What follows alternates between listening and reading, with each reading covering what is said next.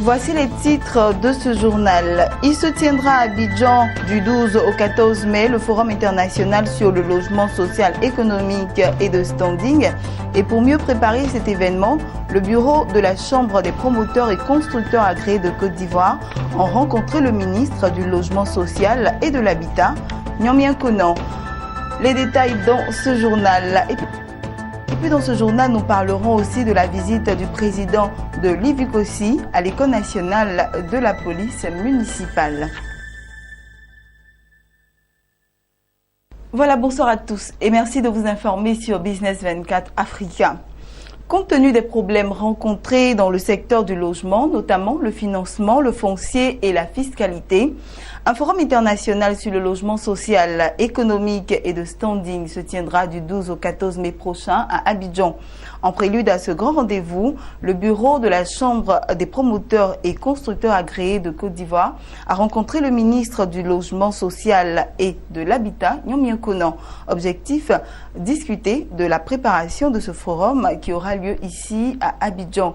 Max Oubi, Lignon Gilbert.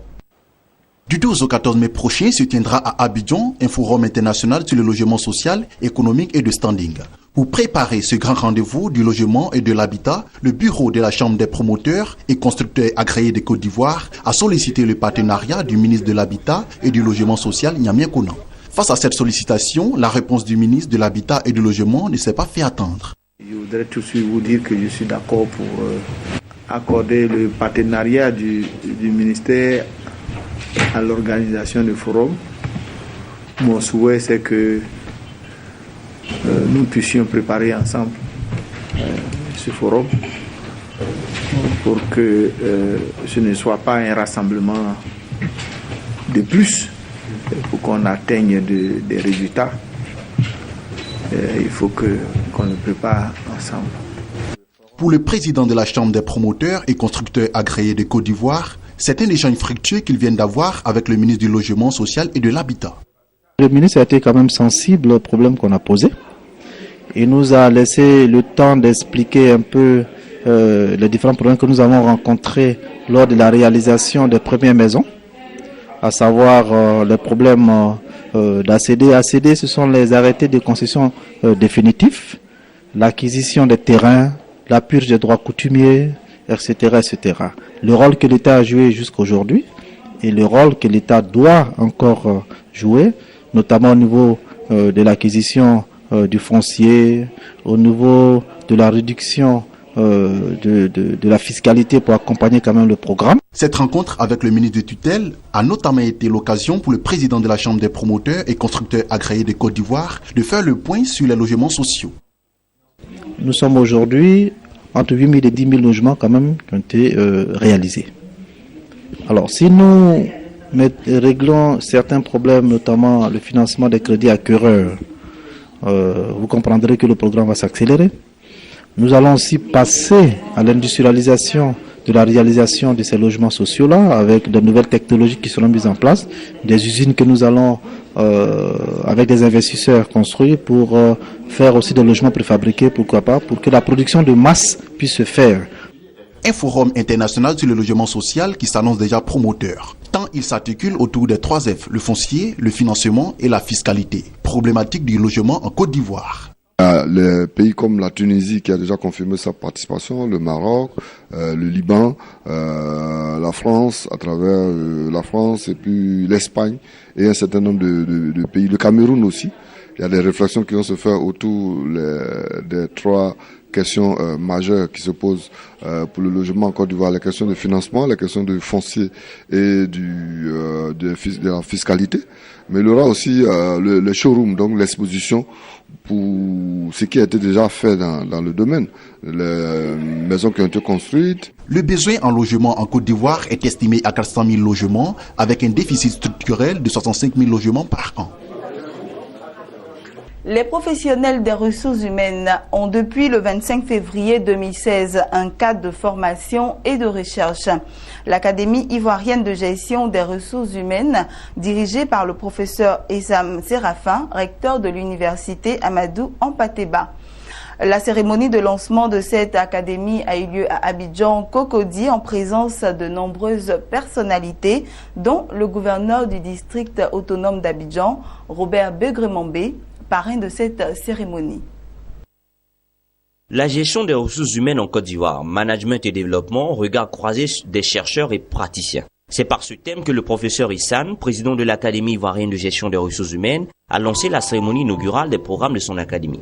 Pour le conférencier qui avait à ses côtés le professeur Kwaku Nguesson François, Kofi Nguesson, directeur général de l'INPHB, et de bien d'autres universitaires, il a donné le rôle fondamental des ressources humaines dans le développement de la société. Il a également défini l'importance des ressources humaines en ces termes. La gestion, c'est un peu comme la médecine humaine. Elle est assez exigeante sur sa fiabilité scientifique.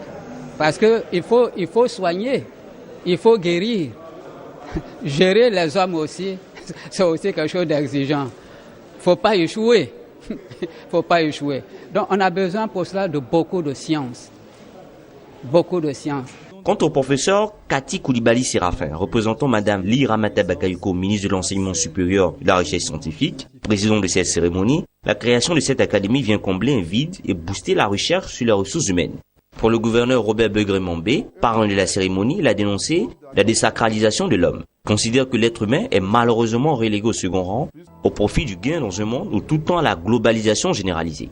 C'est pourquoi considère-t-il que la création de cette académie est une perspective heureuse pour la Côte d'Ivoire. Vous êtes donc dans un champ de pionniers. Vous et vos collègues, membres de l'académie, vous savez, plus que bien d'autres, que le tribut des pionniers, c'est la souffrance et le sacrifice. La souffrance et le sacrifice. C'est pourquoi nous sommes décidés à vous accompagner. Les horizons sont nobles. Tout le monde y gagne. Tout le monde y gagne. Parce que si nous donnons un nouveau statut ontologique à l'Ivoirien, aux travailleurs ivoiriens, la Côte d'Ivoire change de statut.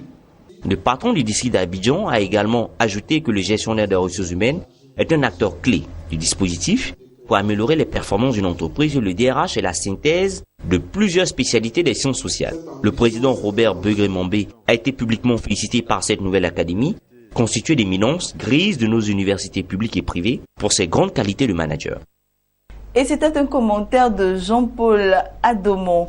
Pour leur formation, les policiers municipaux de Côte d'Ivoire peuvent désormais se rendre à une adresse, l'École nationale de la police municipale d'Abidjan. Ce projet est le fruit de la coopération entre l'Académie de sécurité professionnelle, l'UVICOSI, l'Union nationale des villes et communes de Côte d'Ivoire et le Fonds de développement de la formation professionnelle. Ce mercredi, le président de l'UVICOSI, Gilbert Kafana Koné, a rendu une visite de courtoisie aux 500 futurs policiers municipaux actuellement en formation. Laoni Babatunde, Maruseri.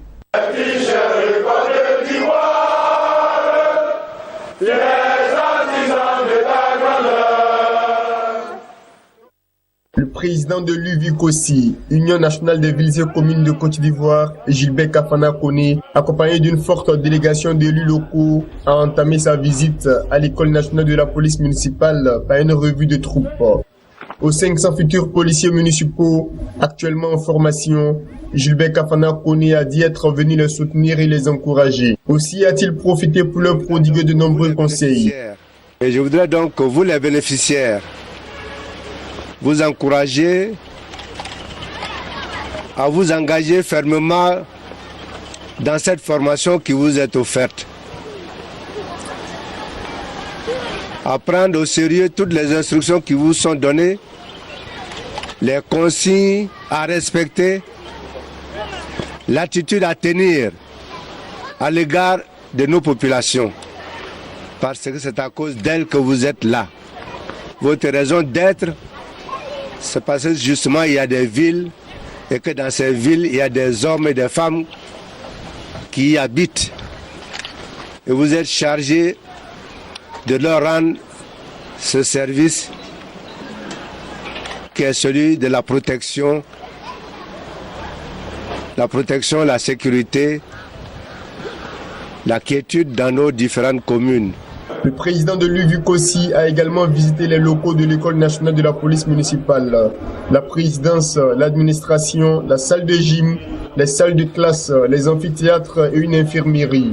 Pendant 12 mois, les 500 futurs policiers municipaux vont recevoir ici des cours théoriques et pratiques pour garantir la sécurité des personnes et des biens et maintenir la salubrité dans toutes les villes et communes de Côte d'Ivoire. Le programme pédagogique qui est dispensé par l'École nationale de la police municipale est un programme pédagogique conforme aux normes internationales et qui est certifié par nos partenaires canadiens en tant que programme de formation de policiers municipaux. Le contenu de cette formation est adapté aux missions de police municipale. Ça veut dire que lors de cette formation, les policiers municipaux vont apprendre leur rôle et leur métier, vont apprendre les règles juridiques qui donnent les contours de leur travail. Ils développent les aptitudes qui leur permettent d'être véritablement des policiers de proximité. À la fin de sa visite, le président de l'UVICOSI n'a pas caché sa joie de voir se réaliser ce projet, une première en Afrique subsaharienne. C'est plutôt une satisfaction de voir ce projet enfin connaître une application concrète. La formation des agents municipaux, des agents de la police municipale, bien entendu, c'est tout à fait important pour nous en tant que gestionnaire des villes. La sécurité, la sûreté de nos administrés est importante.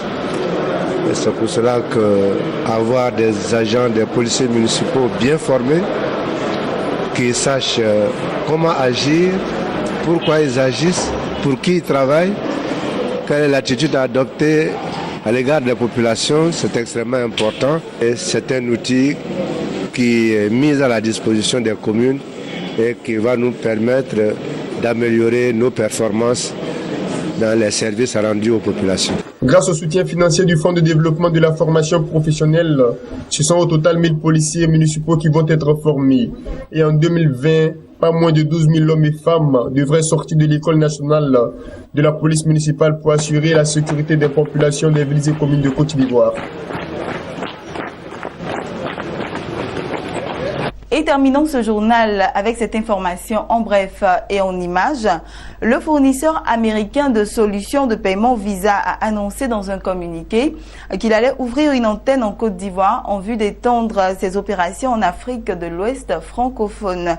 Visa a indiqué dans ce cadre qu'elle prévoit de conclure des partenariats avec les gouvernements et les institutions financières en vue de soutenir la transition vers des plans de paiement électronique, d'étendre des activités d'alphabétisation financière et d'apporter des solutions visant à démocratiser les paiements sur mobile dans la région. Voilà, c'est ici que prend fin ce journal. C'était le journal de la rédaction. Bonne suite de programme sur Business 24 Africa.